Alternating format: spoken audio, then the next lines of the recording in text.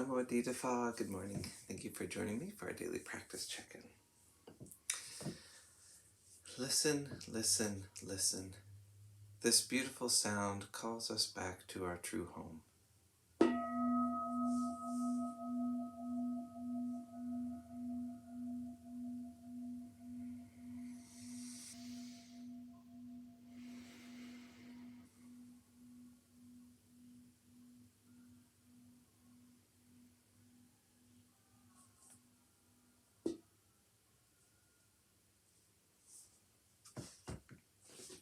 The first mindfulness training.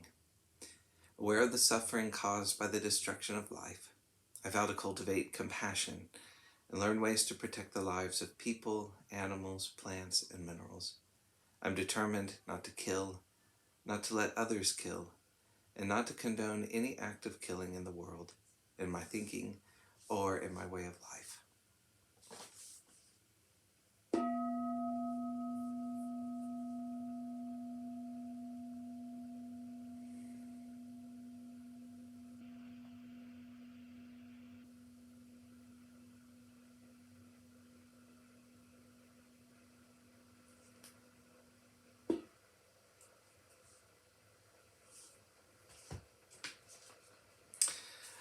Our Dharma reading today is Further Supportive Practices by Ajahn Thiradhammo from his book, Working with the Five Hindrances.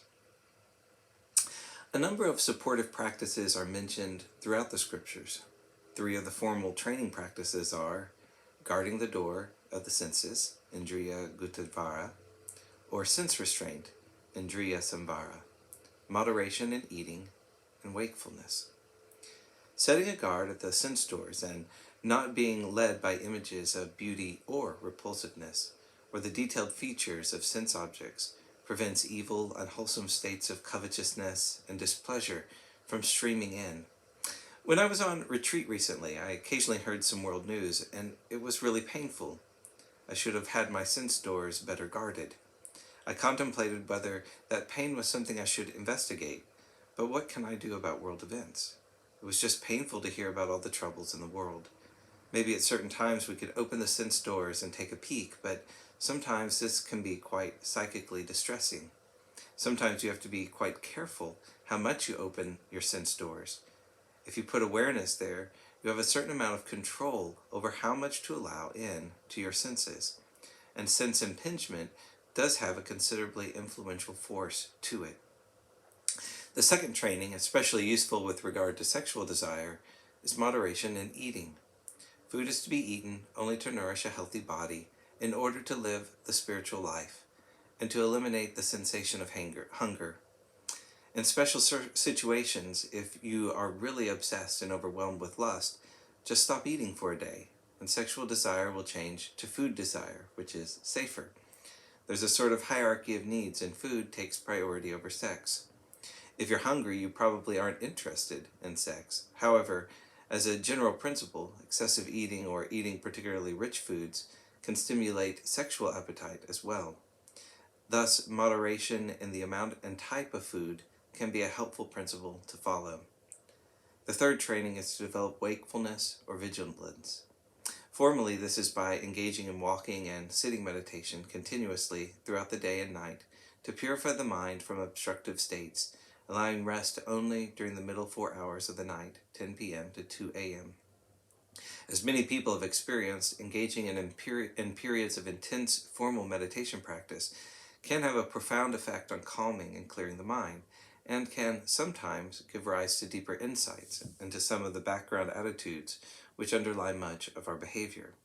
Although 4 hours sleep is specifically mentioned, perhaps a more reasonable principle is to know just how much sleep is necessary to rejuvenate the body and mind at any particular time.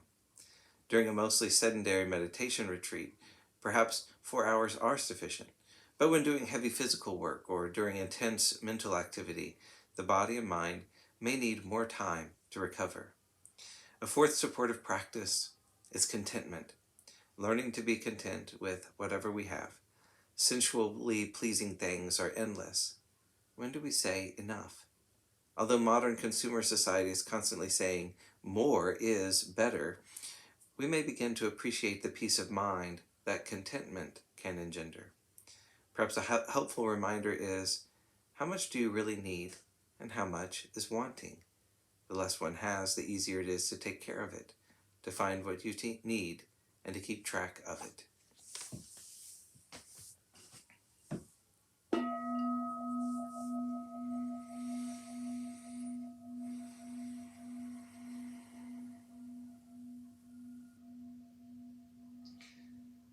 May all beings be well. May all beings be happy. May all beings be peaceful. Sadhu, sadhu, sadhu. Thank you for joining me today.